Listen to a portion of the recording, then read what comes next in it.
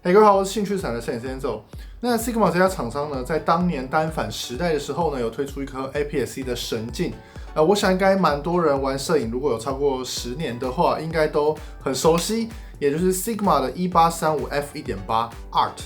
那颗镜头呢，在当年又或是到现在来讲呢，都是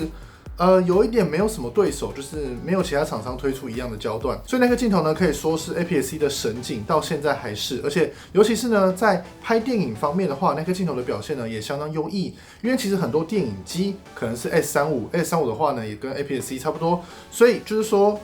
那个镜头的表现是相当好，因为18到35段都是 f1.8 嘛。那今天 Sigma 发表一颗重磅镜头，也就是这颗1835 f1.8 的二代1740 f1.8 DC Art。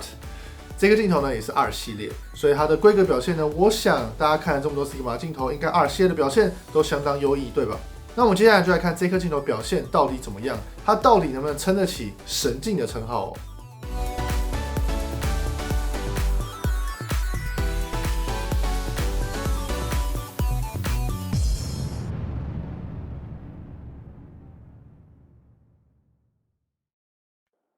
The sun dips low, the shadows play, a gentle rhythm guides the day. The world slows down, the moments freeze, we're drifting on, just chasing the breeze. A mellow hum, our heartbeats flow, the city whispers soft and slow. Each step we take, a quiet tease, we're floating light.Chasing the breeze, let it roll, let it glide. Feel the rhythm by your side. No need to rush, no need to please. Just take it slow. Chasing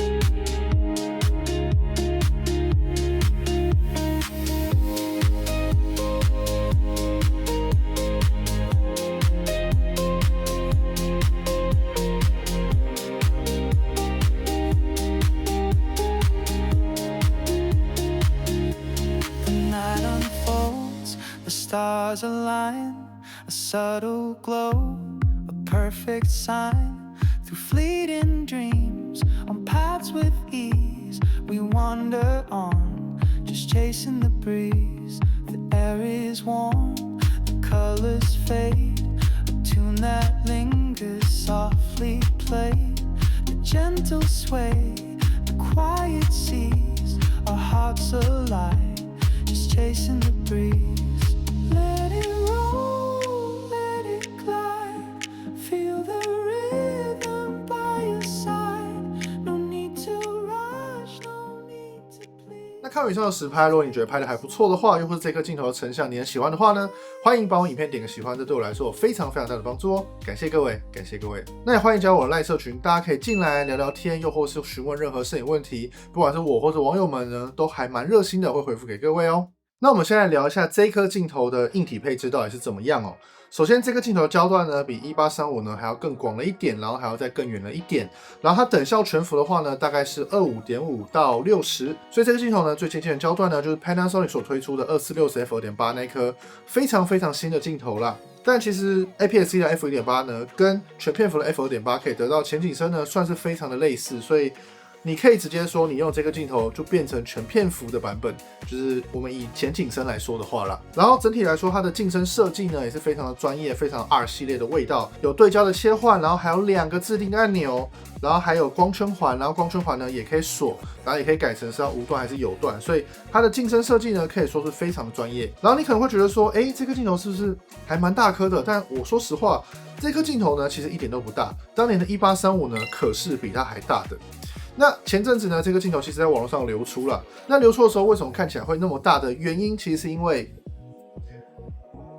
这个东西，因为它的遮光罩呢其实还蛮大的，所以这样子看起来呢就还蛮大的，已经有点像是类似全片幅2470-2.8的大小，但主因呢是因为它的遮光罩还蛮大一片的，所以这个镜头尺寸呢以这个焦段来说呢真的不大。最大的重点呢是说这颗镜头的重量在E-mount的版本只有525克，525克你可以得到17到40的 f1.8， 香吧香吧各位。那我们接下来就来看一下这颗镜头的画质表现到底怎么样。那我们现在看一下17端这是17端在 APS-C 的样子，然后我们把校正档开启跟关闭给大家看一下差别。差别呢算是还蛮明显的，这是17端的变形量。那我们现在来看一下40端可以看到40端有蛮明显的这个整状变形，那我们可以给它校正，就可以校正回来咯。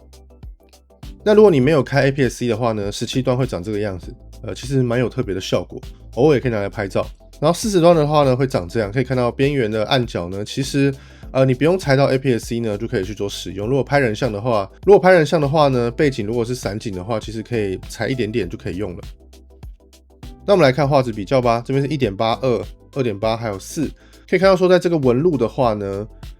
2.8 确实会好一点点，所以最佳画质的话呢应该是落在 2.8 跟4左右。但是你说实话 1.8 跟2跟 2.8 的差距呢其实也没有到很大啦， 5.6、8、11跟16，然后可以看到开始下降呢差不多是11左右开始下降，所以跟预想的差不多。但我觉得有个好处就是说它下降幅度呢并不是很明显，所以看到 F16 虽然有下降，但放这么大的情况下呢其实也不是到完全不能用了，也算是还可以用。补充一下，我这边是配上 A1 2去做使用那我们来看一下边缘画质可以看到说在 2.8 的时候呢确实像这条线呢就更为的锐利， F4 的话呢是最为锐利的时候，所以边缘画质的话呢 F4 表现会比较好一点。那可以看到说色彩的话呢在 2.8 的时候呢差不多就消失咯。然后再来可以看到说在11的话其实下降幅度呢也没有到很明显，16的话呢下降幅度稍微多了一点点这样，所以可用范围的话呢其实很高那接下来呢我们来看到40端的中央画质，在 F1.8 的情况下大家有没有发现好像几乎看不出差别，看起来呢 1.8 呢就是完完全全的工作光圈真的要讲的话呢可能 2.8 跟4大概好那么一咪咪，但是其实我觉得好的程度呢是微乎其微的，所以 1.8 已经非常非常锐利了。再来可以看到说在11的时候呢开始有一点下降，16的话呢下降比较明显那我们来看边缘画质，可以看到说1.8 的情况下呢竟然没有什么色散出现画质上的话呢其实跟其他比起来呢也没有到什么明显的差别所以 1.8 呢相当可用，相当可用。那接下来呢也是一样就是说在边缘的部分的话，11的话呢有点微乎其微的下降，16的话呢下降比较明显，但边缘的话呢下降比中央还要少一点。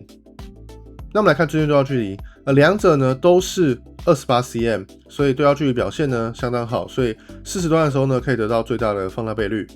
关于星芒方面的话呢，大概到 F8 之后才比较明显，那 F16 的话呢算是最为锐利的星芒。那我们现在来测试一下这颗镜头对焦速度，它对焦速度的表现呢，我个人觉得算是非常非常夸张快的。大家看就知道，17端跟40端的速度呢，都非常非常的惊人最后我想强调几个重点这颗镜头呢，横定 1.8 的这个焦段，其实在 APS-C 上面真的是优势，真的是太大了。那拍照方面不用说，你随时都可以得到一个非常浅的前景深。你用 APS-C 相机呢，就很有全片幅相机用顶级镜黄的感觉咯。然后我个人觉得一个很有趣的点就是说，像是最近刚发表的 Sony FX2， 然后因为我是 A7IV 的非常长期的用户，然后之前也用过 A7C2， 然后加上刚出的 FX2， 我这边必须强调就是说Sony 的 APS-C 录影来讲的话，其实最强的感光元件呢是 A7IV 这片，因为这片感光元件呢在 APS-C 模式下还是有 4.6K 的超彩。重点就是说它的高感表现非常好，它双原生 ISO 呢是800跟3200，而且 A7IV 的800跟3200的干净程度呢是非常干净的，就是如果你拿670来比的话呢，会完全比不上。所以 A7IV 呢非常适合配这个镜头拿去做录影工作。A7IV 适合的话呢，就代表 FX2 也非常的适合。我知道 FX2 呢好像有一点小小的争议，就有些人觉得它有一点小可惜，就是规格呢没有到位。但是就是这颗镜头呢，配 FX2 呢，确实是一个超级适合工作的机种哦。那我们现在来总结一下其实这颗镜头呢，整体来说呢，我真的找不太到什么非常大的缺点，它的表现呢真的优异，变得更轻，焦段变得更广 ，f1.8 的恒定，然后整体画质表现来说呢，也是相当优异的哦。这个镜头呢还是内变焦，就是说你上稳定器的话呢，重心整体来说不会有太大的变动。非常适合拿来录影使用哦。那这次呢，就是关于这次1740的评测报告，希望各位喜欢。有任何问题的话呢，都欢迎留言询问我。如果在我能力所及的话呢，都一一回答给各位哦。那价钱方面的话，我这边还不知道，所以到时候上市的话呢，我会补充在下面的留言处。好，以上就这样。如果这部影片对你有帮助的话呢，欢迎帮我订阅、分享、打开小铃铛。拜拜。